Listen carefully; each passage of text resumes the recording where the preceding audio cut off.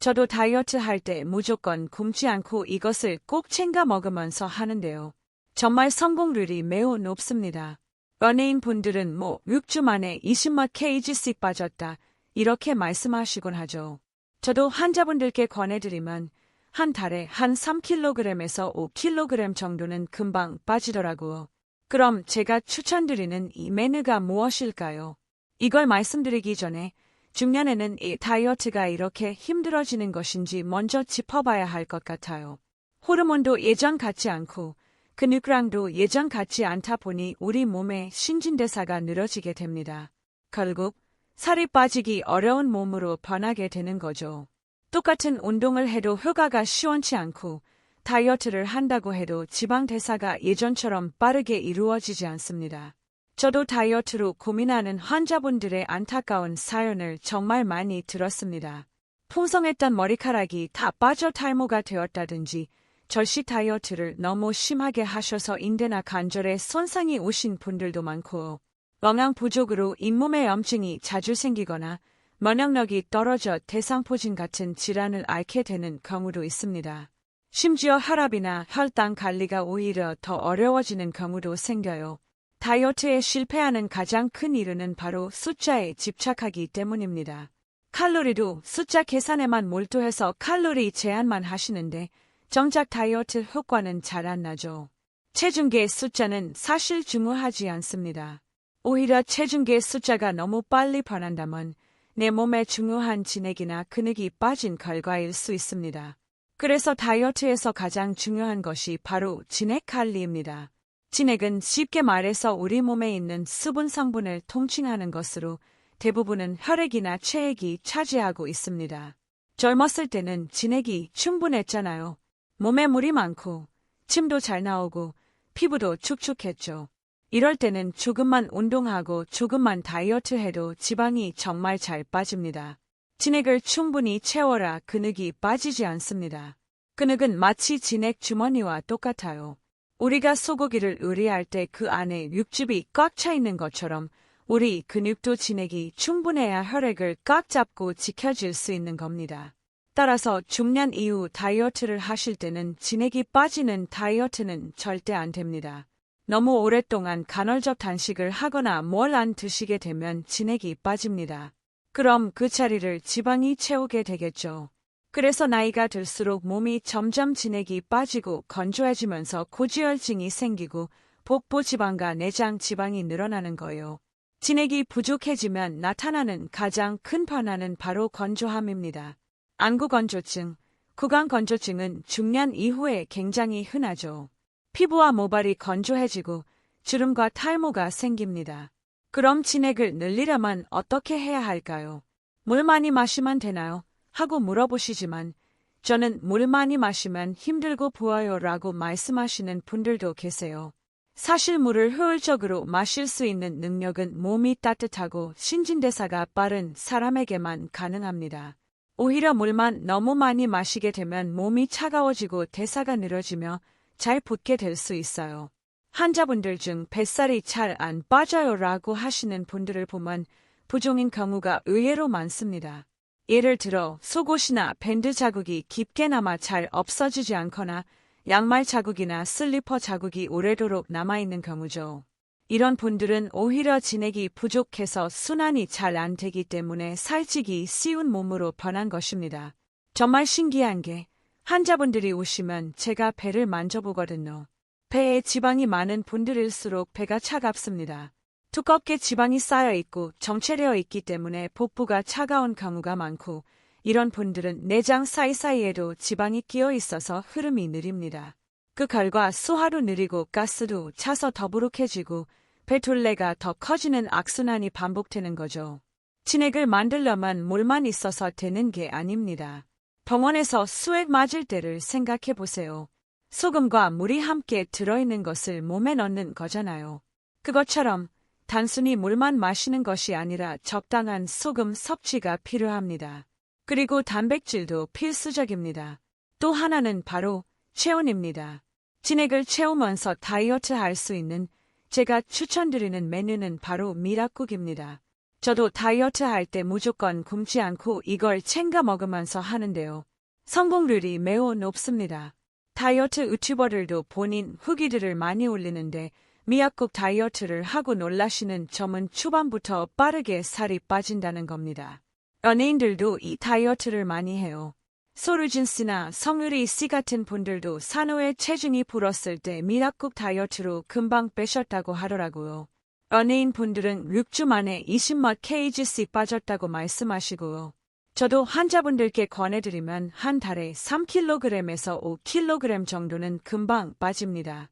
미역국 하면 산후 조리할 때 먹는 거 아닌가 이런 생각 많이 하시잖아요. 그런데 그때 여성의 상태를 보면 많이 부어있고 노폐물이 많이 쌓여있는 상태입니다. 이때 미역국을 드시면서 붓기도 빼고 다이어트 효과도 함께 얻게 되는 거죠. 미역국이 진액 보충에 정말 탁월하기 때문입니다.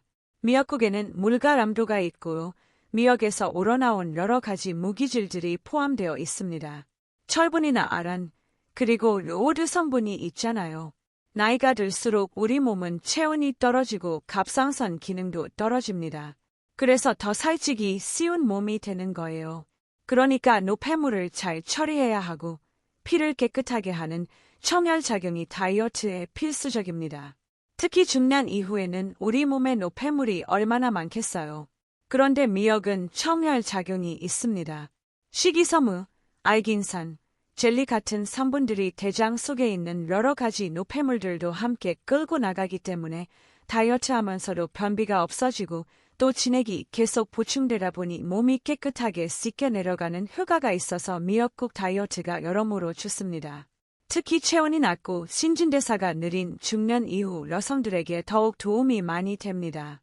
미역국 다이어트를 추천드리면 저 미역국 평소에 좋아하는데 많이 먹는데 살 안 빠지던데요 하시는 분들이 많아요. 하지만 제가 말씀드린 것은 미역국만 먹는 다이어트입니다. 탄수화물, 즉 흰밥 같은 건 같이 드시면 안 되고요. 미역국만으로 진액을 채우면서 하는 다이어트입니다. 평소에 미역국 끓이실 때는 미락뿐만 아니라 다른 재료들도 많이 활용하시잖아요. 소고기를 많이 넣기도 하고 들깨가루를 고소하게 넣기도 하는데요. 이렇게 끓이다 보면 미역국 한 그릇의 칼로리는 높아질 수밖에 없습니다. 맛으로 드실 땐 이렇게 끓여도 되지만 다이어트 하실 때는 칼로리를 좀 제한해야겠죠. 정말 다이어트를 해야겠다고 결심하고 다이어트 미역국을 끓이신다면 방법은 마늘과 미락만 넣는 것입니다. 그리고 참기름을 살짝 넣으셔도 되고 국간장으로 간을 충분히 하시고 미역을 푹 익히셔야 합니다. 마늘은 스테미나 음식으로 알려져 있죠. 기운을 떨어뜨리지 않고 마늘 자체가 담즙 분비에 도움을 주기 때문에 지방을 녹여서 쓸 수 있게 해줍니다. 지방 대사를 도와주는 거죠. 이렇게 만드시면 마치 마시는 수액이 됩니다. 하루에 3그릇에서 5그릇 정도 혹은 배고프시면 더 드셔도 되는데요.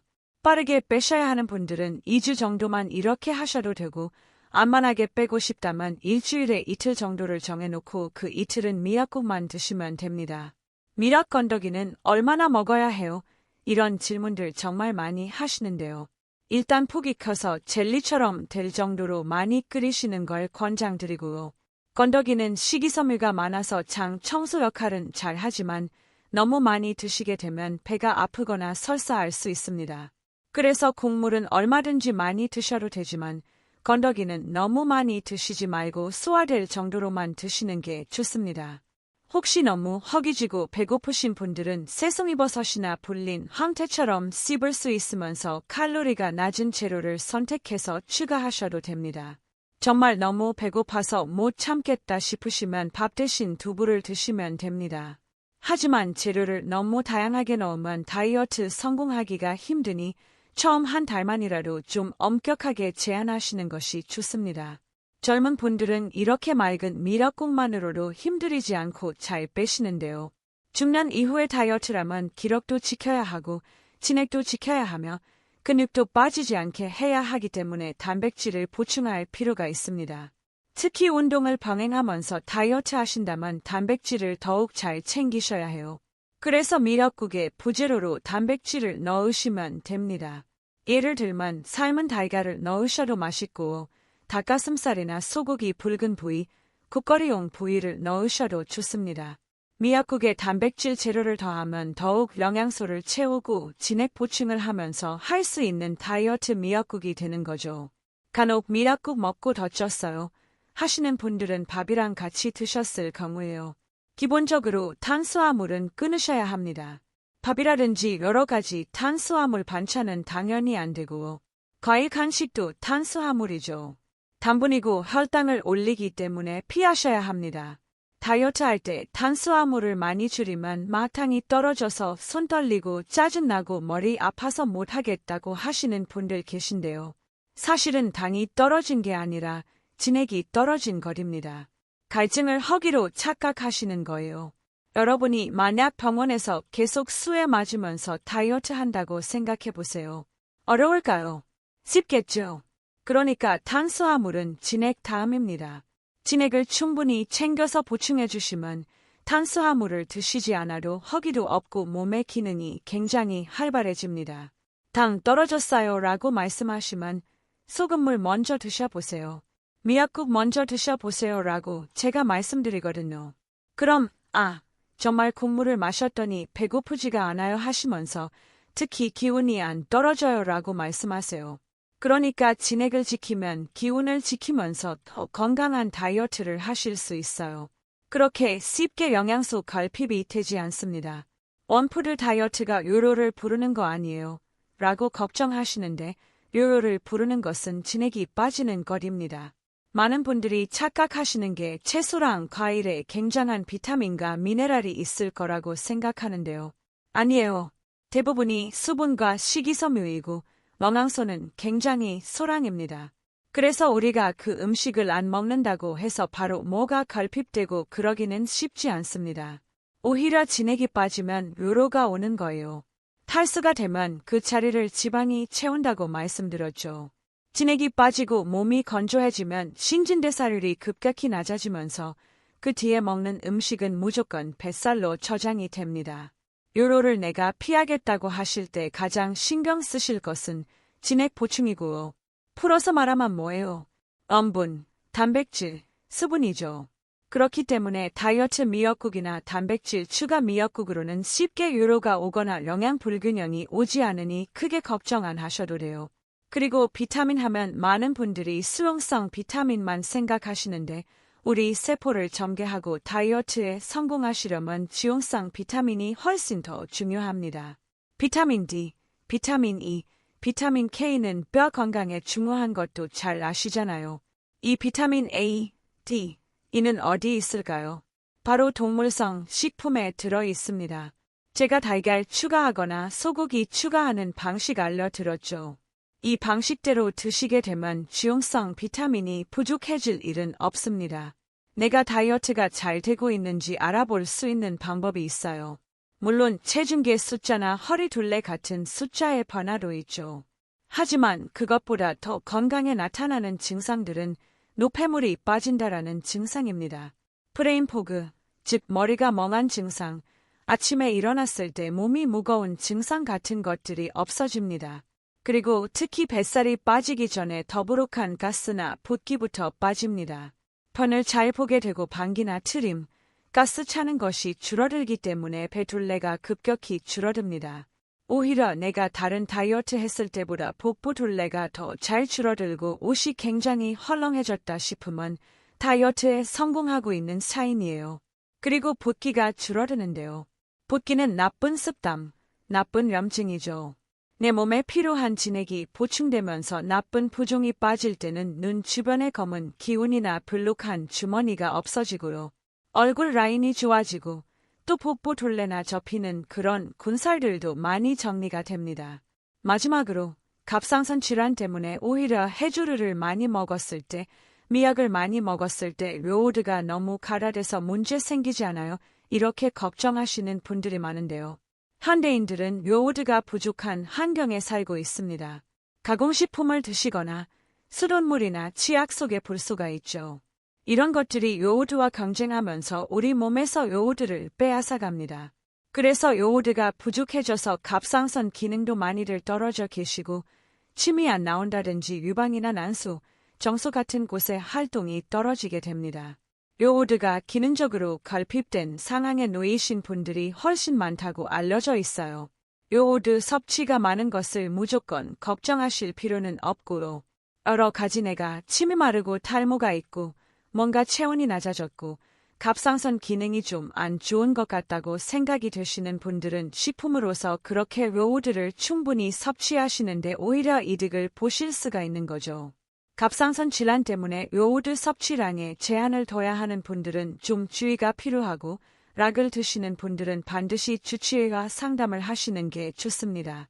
제가 중년 뱃살 관리에 도움되는 미약국 다이어트를 알려드렸는데요. 중요한 것은 칼로리를 빼는 것도 중요하지만 진액을 지키는 데 있다는 거 명심해 주시기 바라겠습니다. 다이어트 꼭 성공하시기 바라겠습니다.